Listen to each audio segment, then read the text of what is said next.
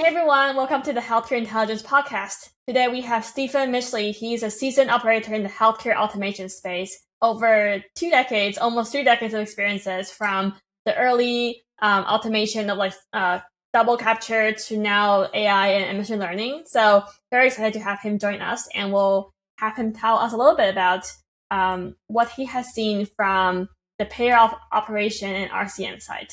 Thank you, Stephen. Charlene, thanks so much for having me. I quickly realized that actually I was seeing the same problems, the same patterns that I had seen in my mechanical engineering background. I firmly believe this, that a lot of what we're seeing today is simply the same underlying issues repeated. Technology changes, the environment might change, but there are certain repeatable patterns that I think you encounter over and over again. The big one for me, often, and I see this in every single environment, is that upstream decisions drive the cost of downstream operations and execution. So everything starts at the front rather than at the back.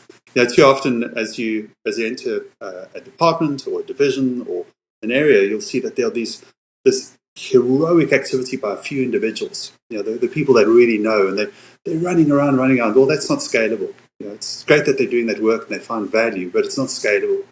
You mentioned specialization, which we've seen a lot in the rev cycle world, right? Every step there is a specialist handling it. Yeah. What's an example of you seeing it done well versus poorly?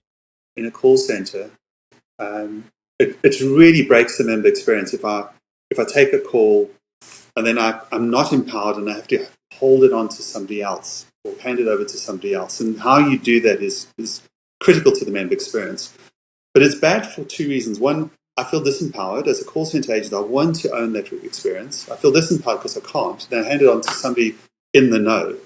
And then I take my next call. So what we created was almost like a handshake between the specialist and the individual. And if the individual handed it over, the specialist would feed back to them what they could have done themselves. So you create a learning system. So the specialist is always educating the person downstream on what they could be doing better, how they could have handled the situation. And that fosters a growing of capability. Now, that's a good pattern for AI. How about places where metrics matter? Like in rev cycle, people want to increase first pass, increase net collection, right? What have been some decisions you've seen work well in driving those metrics? If you can drive quality at the start of the process, you don't spend all the time in the back end managing your kickouts, managing the follow-ups, managing the denials. That's where we spend 80% of our effort. The truth is you need to spend 80% of your effort on getting the inputs right and then hold those folk accountable for the kickouts downstream. I'm a big believer in quality at source and making the downstream impacts of a decision visible to the individuals that's participating. And practically speaking, inputs in the rev cycle world could be the medical charts, could be the claims itself, or like what are some, and I mean, everyone has scrubber. To what extent does it scrub accurately is another discussion, but what have been some inputs that you found effective in just making sure it's clean and high quality in the first pass? Here's a key thing. If you go into your process where you are getting denials, go back and work out why that denial happened in the first place. You might have some systemic issue where you're not correctly connected, where you're not correctly asking for eligibility, or your accreditation isn't, or credentialing isn't actually up to snuff. So if you just take your business today and you're running an operation, you're trying to optimize your revenue cycle management, you should be looking at where your problems lie, not focusing just on, let's try and stamp out the problems, but understanding the root cause and then build that into the start of the process. And if you don't have that skill set, I think a company like yours could obviously help. I mean, it's not. I'm a firm believer that the old adage in the land of the blind, the one-eyed man is king. It doesn't actually work that way. Just because you're the one-eyed person in the land of the blind doesn't mean that that's the best you could be. You could bring out a couple of people who can see with 2 eyes. So bringing in the expertise to be able to stamp these things out, I think that would make a lot of sense as well. I was talking to another insurance exec, and they're like, if they had their team build a new platform out, he will be very concerned about the roadmap and delay if they want something tomorrow, right? So I feel like the build versus buy also goes down to what your core differentiation is, and what 100%. are just the other things that can be offloaded / outsourced. You're never going to mature that, whatever that is. You're never going to mature it because you don't have enough volume to justify the expense. So in those instances, you need to go, well, who can I bring in at a reasonable cost that can do that a lot better than I can? So that's one aspect. But I think, that also gives you a bit of a pointer to the application of AI or the application of technology just in general. Just because you can do something doesn't mean that you should. Sometimes you should bring in the technology to make it work. So if it's true that handoffs and integrating handoffs are important, then when you bring that vendor in, you need to make sure that the transaction set that they're taking over, the handoffs are good, that you do have transparency within your organization of the decisions that are being made by them. Now, whether them is an AI, whether them is a vendor, whether them is a technology, it's about integrating those two pieces. When you were at the Vitality Group, what were some of those contextual continuity that took off pretty well? Yeah, so I think a couple of them. So in the health plan, we automated a lot of our claims rules.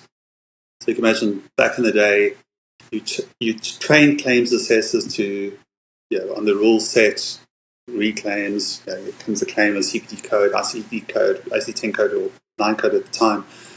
They key it in, they have a look at the benefits that you've got, and they make a decision. And very quickly you realize, well, they're making the same decision over and over again, so that's not very empowering. So you put some rules in, not AI, but just rules-based. Problem is, rules change. Coding changes, benefits change. So what's important is to make sure that the rules themselves are adjustable on the context.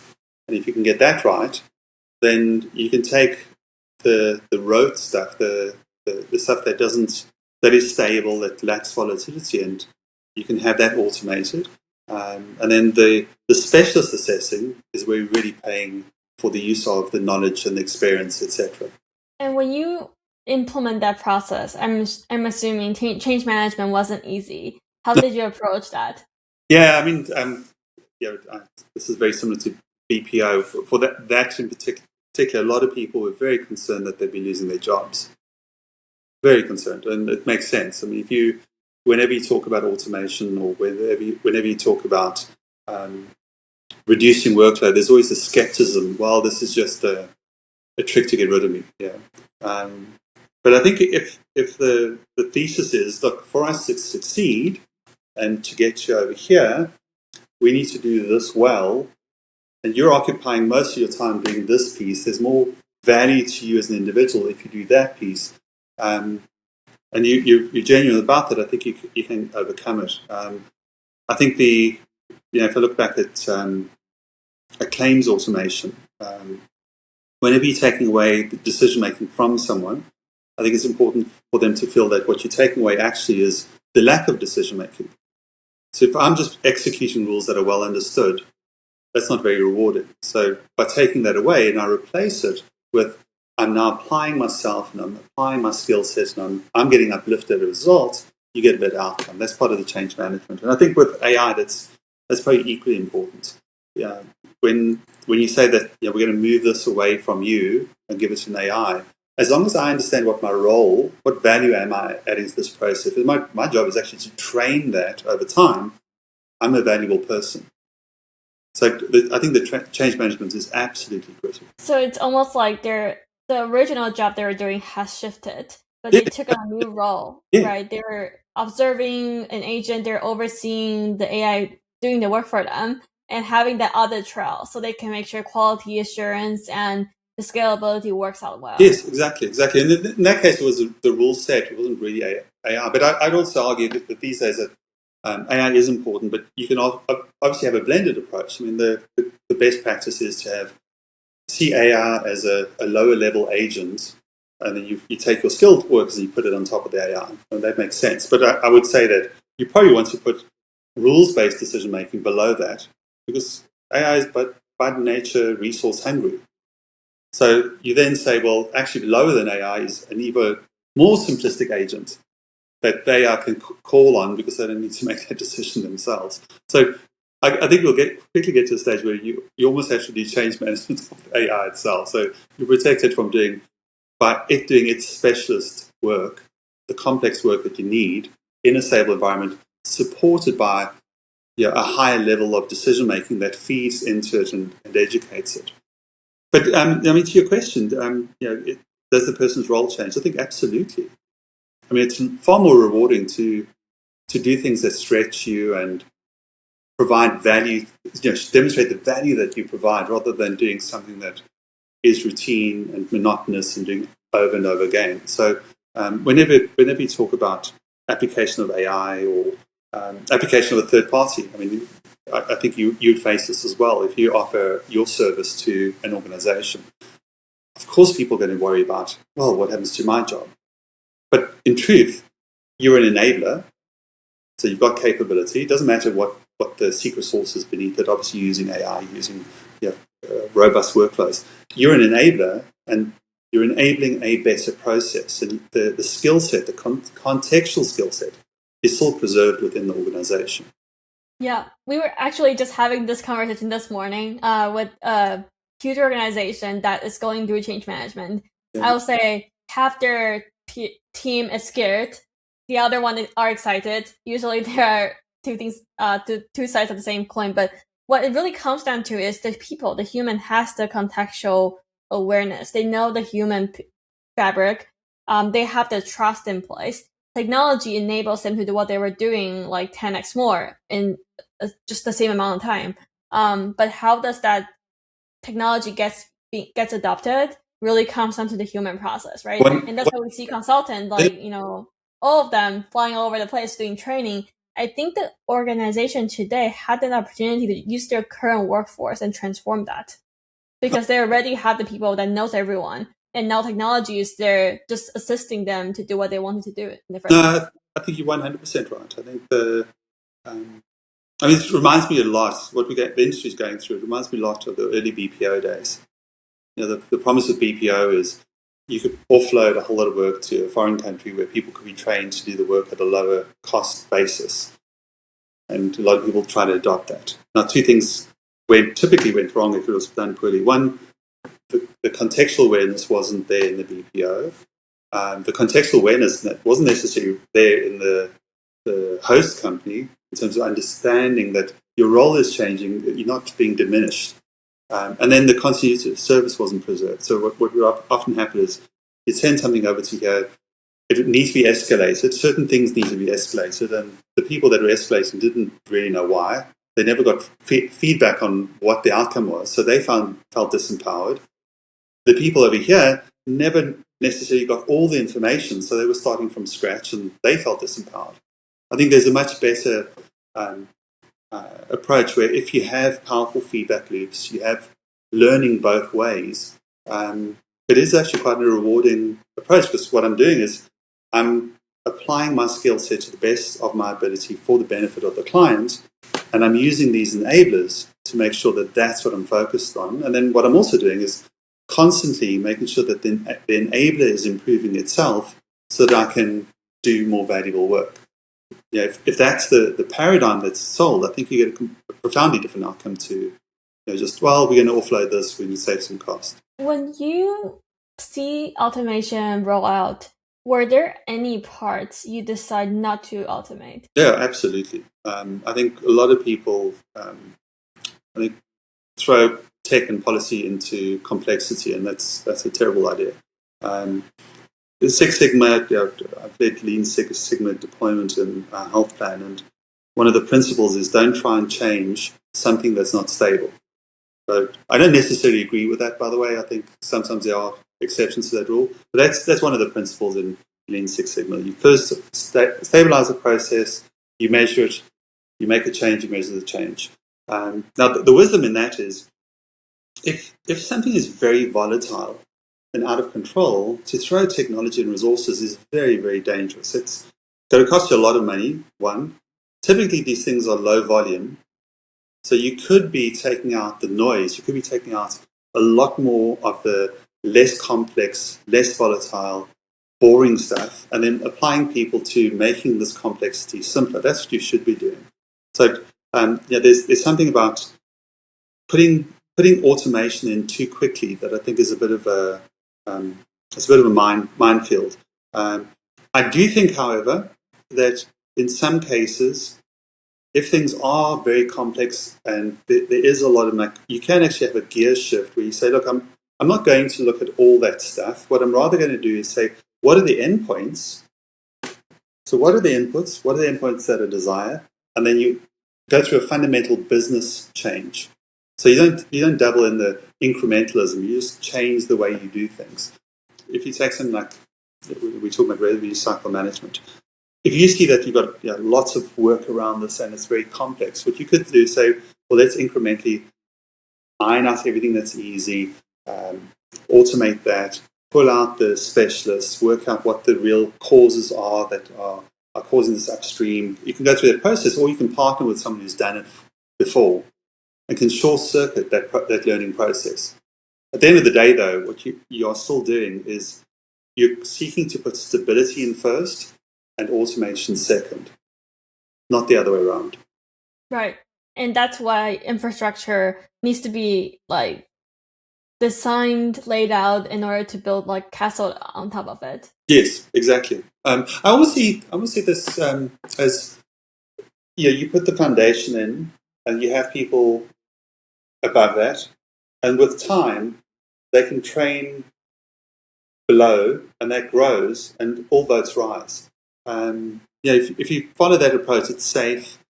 You're kind of taking the bandwidth that people have got, and you're applying them to the real problems, as opposed to having them worry about all the stuff that should be automated. Right.